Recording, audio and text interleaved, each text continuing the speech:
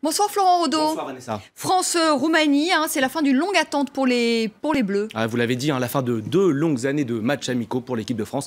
Alors on dit souvent qu'organiser une compétition, c'est le meilleur moyen d'y participer puisqu'on est qualifié d'office. Mais le pire pour s'y préparer, 2 ans loin du rythme de la compétition, c'est très long pour des joueurs professionnels. Alors vous me direz que ça n'a pas empêché l'équipe de France de remporter l'Euro 1984 sur son sol, comme la Coupe du Monde 1998. Mais comme le confiait Bicente Lizarazu aujourd'hui dans les colonnes de l'équipe, le plus dur, c'est ce premier match, ce match d'ouverture.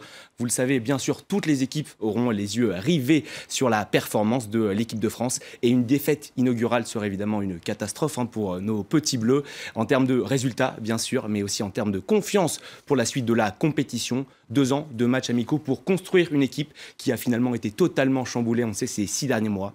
Plus de Benzema, plus de Valbuena, plus de Varane, plus de Sakho, plus de Diarra et un secteur défensif en pleine reconstruction, Vanessa. Alors il faut se méfier quand même de la Roumanie parce qu'ils ont quand même un sacré système de défense. Oui, c'est peut-être l'adversaire le plus coriace, ça peut surprendre, mais selon beaucoup d'observateurs, ce pourrait être l'adversaire le plus coriace de l'équipe de France. Une statistique illustre bien la solidité de cette équipe. Elle a fini tout simplement, Vanessa, meilleure défense des qualifications à cet Euro avec seulement 2 buts encaissés en 10 matchs. Deuxième de son groupe, la Roumanie, c'est avant tout un bloc compact, dur à déborder. La plupart, certes, des joueurs sont des inconnus du grand public. Et on a pu le vérifier d'ailleurs avec les différentes conférences de presse. Vous savez, des joueurs de l'équipe de France, André-Pierre Gignac et Steve Mandanda en tête. Ils ne connaissaient pas vraiment les joueurs de la Roumanie. Alors la présentation de Didier Deschamps des joueurs roumains à l'équipe de France a eu lieu ce matin. Donc on peut évidemment les excuser à ce niveau-là.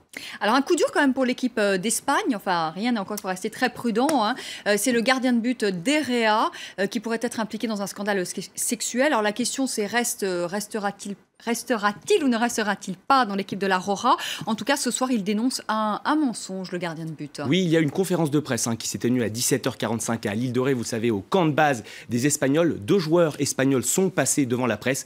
Et le troisième, il était attendu, c'est David Herrera. Mais quelques minutes avant son passage, il a été annulé. Je vous le rappelle que son nom est cité dans une affaire de scandale sexuel. Alors on attend évidemment plus d'informations. Il aurait été mêlé et il aurait forcé une jeune fille, selon ses informations de plusieurs médias britanniques et espagnols, forcer donc une jeune fille à avoir des relations sexuelles avec 2 de ses coéquipiers lorsqu'il évoluait dans l'équipe des moins de 20 ans de l'équipe d'Espagne. On va évidemment avoir plus d'informations dans les heures qui viennent.